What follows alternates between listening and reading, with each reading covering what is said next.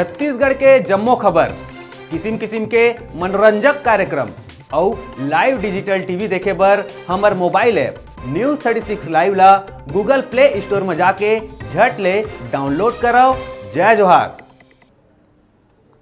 पामगढ़ जिला में पहली घाव एक दिवसीय व्हीलचेयर क्रिकेट टीम के गठन और चयन प्रशिक्षण शिविर के आयोजन दृष्टि एवं बाधितार्थ विद्यालय पामगढ़ में होइस, जेमा जांजगीर चांपा के 9 विकास खंड के दिव्यांग खिलाड़ी मन बढ़ चढ़ के हिस्सा ली और खिलाड़ी मन में काफी उत्साह देखे बर मिलिस। कार्यक्रम के दौरान कुछ खिलाड़ी मन के चयन संभाग स्तरीय टूर्नामेंट और प्रशिक्षण बर घलो होइस।